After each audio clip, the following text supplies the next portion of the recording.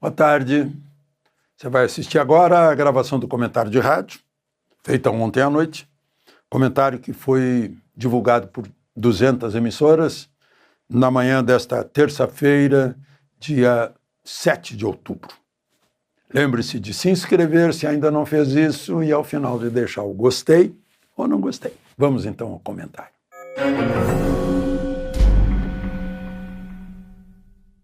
Bom dia. Eu acho que o ministro do Turismo, Celso Sabino, vem declamando aquelas estrofezinhas. Não sei se fico ou se vou. Não sei se vou ou se fico. Ficando, sei que não vou. Indo, sei que não fico. Ele entregou o pedido de demissão dia 26 de setembro. Agora ele não sabe se vai pedir para o Lula desconsiderar o pedido de demissão ou não. Amanhã o partido dele, União Brasil, se reúne para decidir se ele será expulso, se ficar no governo, ou o quê. Há uma carta, eu não sei quem tomou a iniciativa da carta, certamente não foi em causa própria, da bancada do União Brasil, de 59 senadores, parece que 59 deputados, a bancada na Câmara, 46 pedindo que ele não seja expulso, que ele permaneça como ministro do Turismo. Né? Essa carta dele, do dia 26, usa carta, não usa carta. Lembra daquela carta que o Bessias, né? Que a Dilma falou para o Lula, está levando a carta nomeando você ministro do Gabinete Civil para não ser preso. E aí ele disse, tchau, querida. Acabou o título de um livro do ex-presidente da Câmara. Mas essas coisas ficam ridículas, né? A pessoa se apega a um cargo de simples auxiliar do presidente da República, quando o cargo muito maior, muito mais nobre, é aquele no qual ele está representando 142.326 eleitores, que ele deixou na mão, traiu a procuração do voto ao aceitar um cargo no governo. Ele não foi escolhido por 142.326 paraenses para ser ministro. Ele foi escolhido para ser representante deles na Câmara Federal. Eu estou repetindo isso porque é uma questão de cultura política, senão nunca vai resolver os problemas desse país. A representação é um deles, que os representados são simplesmente traídos, deixa para trás. O próprio Eduardo Bolsonaro, quando queria ser embaixador em Washington, ia deixar para trás 1.806.000 eleitores de São Paulo. É uma maluquice isso. Não? Mas, enfim, vai ser decidido pelo União Brasil.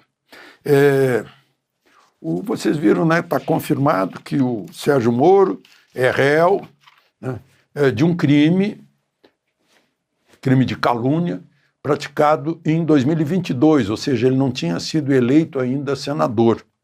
Mas, normalmente, o processo continua depois que ele voltar a ser pessoa comum, né? Mas está lá no Supremo, essas coisas esquisitas que não dá para entender. E ninguém perguntou para o Senado se ele pode ser réu ou não. Né? São coisas muito estranhas. Outra coisa estranha eu não sei o que houve com o ministro Gilmar Mendes, ele sempre é tão cuidadoso e se descuidou feio, lá em Portugal. Né? Aqui, ele falou em criar uma lei anti-Magnitsky. Eu não consigo entender. Vai valer lá nos Estados Unidos essa lei? Mas ele vai criar a lei, mas ele não é legislador. Ele é juiz, ele decide sobre a aplicação ou não da Constituição, se os assuntos, se leis são constitucionais ou não. Né? É isso que ele decide. Mas fazer lei, quem faz é o Congresso. E não adianta fazer lei anti-Magnitsky, que ela só vai vigorar aqui. E a lei Magnitsky vigora nos Estados Unidos.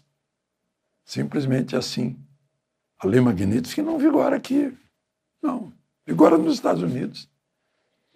Ou seja, interesses brasileiros lá nos Estados Unidos que tiverem ligação com quem foi sancionado, como o Alexandre de Moraes, por exemplo, interesses que ele tiver lá vão ser atingidos. Bancos que estiverem interesses lá e que mantiverem conta dele vão ser atingidos, mas lá nos Estados Unidos.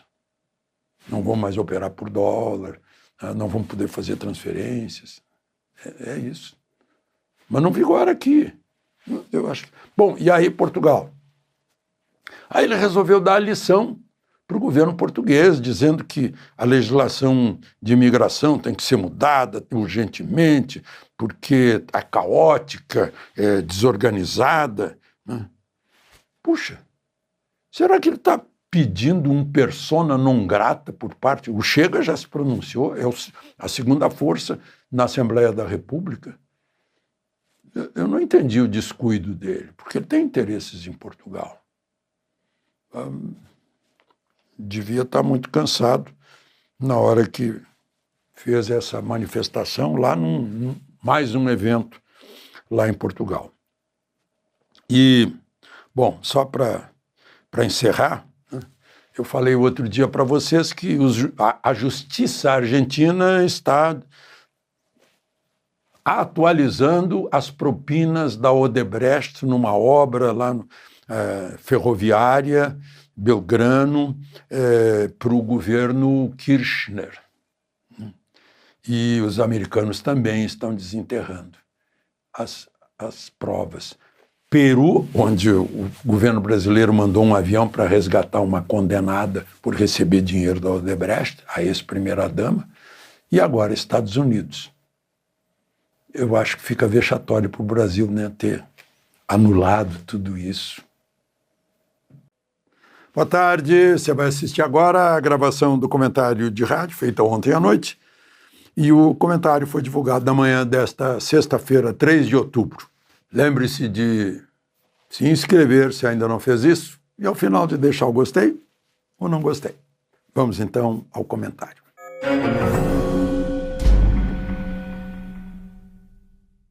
Bom dia!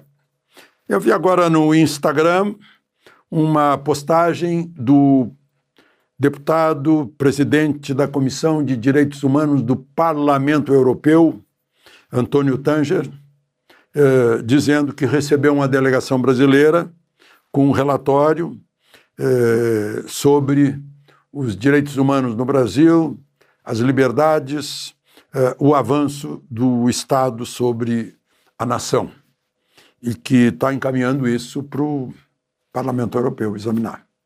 Quem são os responsáveis por isso? Interessante. A propósito, falando de Europa, né?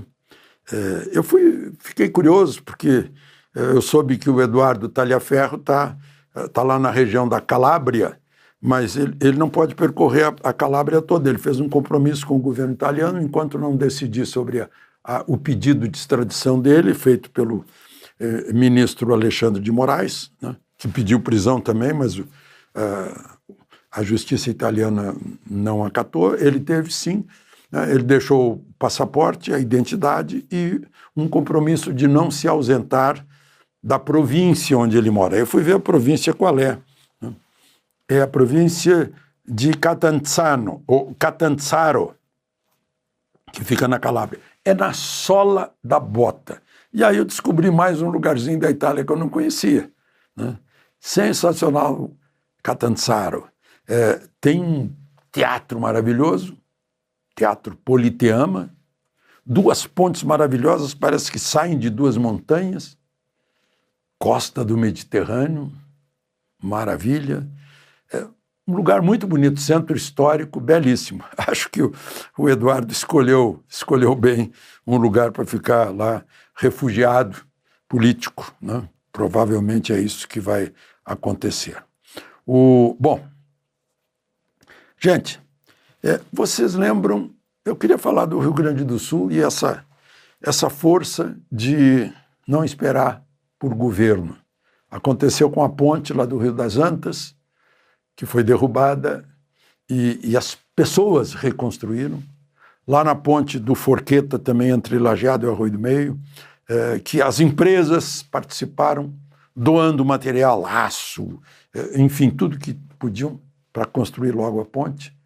E agora eu vejo que o pessoal que está preocupado com o futuro, ciência, tecnologia, inteligência artificial, não esperou, né? E a iniciativa privada, com doações dela, aportou 400 milhões para fazer o ITEC, Instituto de Tecnologia e Computação. Vai fazer o quê?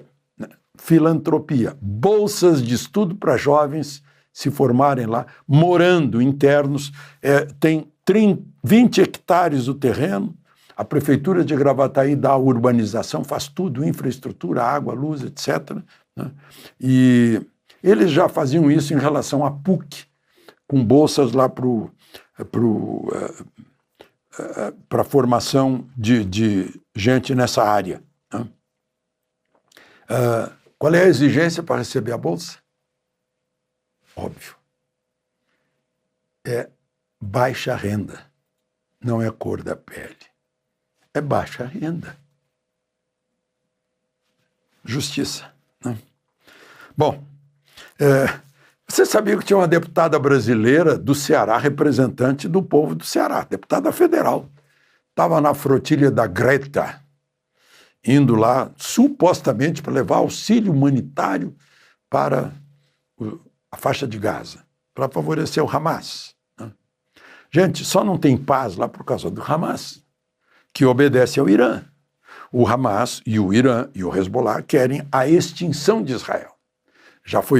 Fizeram acordos entre a Organização da Libertação da Palestina, do Yasser Arafat, e Israel, no tempo em que era o chefe do governo Menachem Begin. Os dois receberam o Prêmio Nobel da Paz. Criou-se a Autoridade Palestina, então, sabe o que o Hamas fez? Passou um rolo compressor em cima da OLP da Autoridade Palestina e manda na faixa de Gaza e em grande parte da Cisjordânia. E aí aproveita o Hamas e entra e trucida 1.200 israelenses não combatentes, crianças no forno micro-ondas, bebês no forno micro-ondas, né? Estupros, levaram mais 200 e tantos reféns. Esse é o Hamas. Tem uma deputada aqui, Lisiane, como é o nome? Lisiane Lins, PT do Ceará. Estava lá no barco e está repetindo o que a Greta disse. Fomos sequestrados por Israel.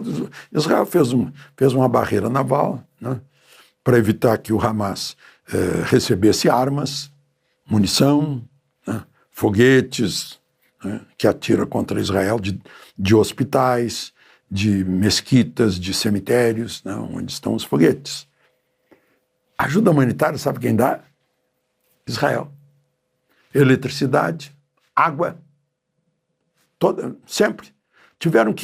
Israel teve que fazer manutenção, porque aquele ataque do Hamas estragou a maior parte das entradas de eletricidade. E emprego. Sabe que o pessoal da faixa de Gaza que está empregado em Israel ganha salário 6 vezes mais. Só para a gente ser informado no meio dessa onda de desinformação.